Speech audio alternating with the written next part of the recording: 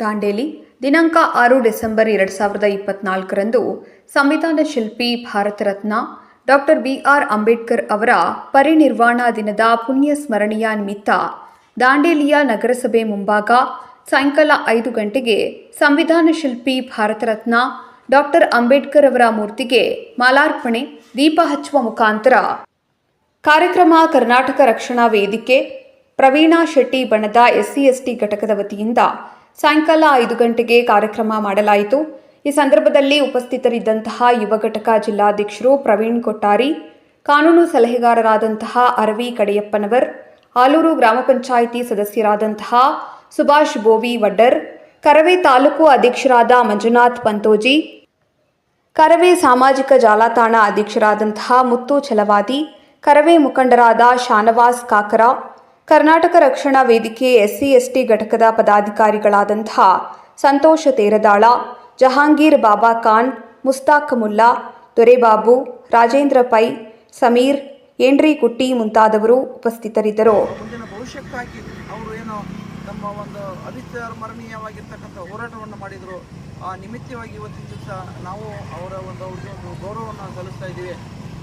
ಅವರು ಸಾಕಷ್ಟು ಪುಸ್ತಕಗಳನ್ನು ಬರೆದಿದ್ದಾರೆ. ನಾವು ಭಾಳಷ್ಟು ಜನ ಹೇಳ್ತಾರೆ ಸಂವಿಧಾನವನ್ನು ರಚಿಸಿದ್ದಾರೆ, ಸಂವಿಧಾನ ಶಿಲ್ಪಿ ಅಂತ ಹೇಳ್ತಾರೆ. ಇದು ಅವರ 3 ವರ್ಷ ಶ್ರಮ ಮಾತ್ರ. ಅವರ ಜೀವನ ಪೂರ ಶ್ರಮ ಇನ್ನಷ್ಟು ಸಾಕಷ್ಟಿದೆ. ಅದರ ಅಧ್ಯಯನವೂ ಕೂಡ ಆಗಬೇಕಾಗಿದೆ.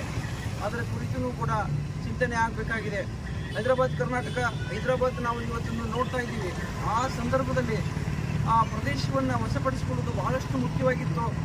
ಆ ಸಂದರ್ಭದಲ್ಲಿ ಸರ್ದಾರ್ ವಲ್ಲಭಭಾಯ್ ಪಟೇಲರ ಜೊತೆಯಲ್ಲಿ ಅವರು ಚರ್ಚೆ ಮಾಡಿ ಯುದ್ಧವನ್ನು ಮಾಡಲಿಕ್ಕೆ ಬರುವುದಿಲ್ಲ, ಆದರೆ ಪೊಲೀಸ್ ಕಾರ್ಯಾಚರಣೆಯನ್ನು ಮಾಡಲಿಕ್ಕೆ ಬರ್ತದೆ ಅಂತ ಹೇಳ್ಬಿಟ್ಟು ಇಮಿಡಿಯೇಟಾಗಿ ಪೊಲೀಸ್ ಕಾರ್ಯಾಚರಣೆಯನ್ನು ಮಾಡಿ ಅದನ್ನು ಭಾರತ ದೇಶಕ್ಕೆ ವಶಪಡಿಸಿಕೊಳ್ತಾರೆ. ಮತ್ತು ಪಾಕಿಸ್ತಾನ ನಮ್ಮ ಮೇಲೆ ನಮ್ಮ ಮೇಲೆ ಯುದ್ಧ ಮಾಡಿದಂಥ ಸಂದರ್ಭದಲ್ಲಿಯೂ ಕೂಡ ಸಾಕಷ್ಟು ಯೋಜನೆಗಳನ್ನು ಕೂಡ ಅವರು ಹಮ್ಮಿಕೊಂಡು ಸಂವಿಧಾನವನ್ನು ಅವರು ಒಂದು ಯಾವಾಗಲೂ ಕೂಡ ತಿದ್ದುಪಡಿ ಸಂಪೂರ್ಣ ಬದಲಾವಣೆ ಮಾಡಲಿಕ್ಕೆ ಬರದೇ ಇರೋ ರೀತಿ ಒಳಗೆ ದೊಡ್ಡ ಪ್ರಮಾಣದಲ್ಲಿ ಬರೆದಿಟ್ಟಿದ್ದಾರೆ.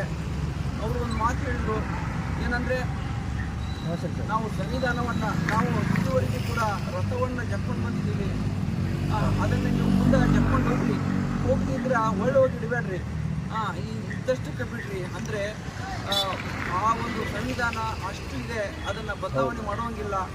ಮತ್ತು ಅದನ್ನು ಅದರಲ್ಲಿ ಮತ್ತು ಅದರಲ್ಲಿ ಮೂಲಭೂತ ಹಕ್ಕು ಮತ್ತು ಕರ್ತವ್ಯಗಳನ್ನು ಎಲ್ರಿಗೂ ಕೊಟ್ಟಿದ್ದಾರೆ.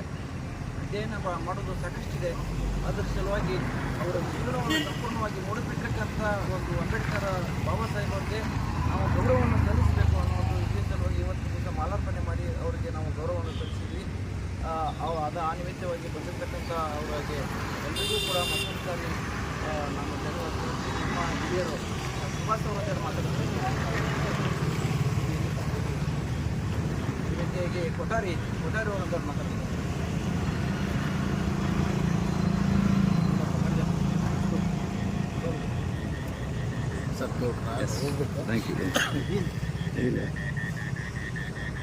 ಇವತ್ತು ಡಿಸೆಂಬರ್ 6 ಅಂತ ಹೇಳಿದ್ರೆ ನಾವು ಇವತ್ತು ನಮಗೆ ನಮ್ಮ ಪಾಲಿನ ದೇವರಾದಂಥ ಡಾಕ್ಟರ್ ಬಿ.ಆರ್. ಅಂಬೇಡ್ಕರ್ ಅವರನ್ನು ಕಳೆದುಕೊಂಡಂಥ ದಿನ.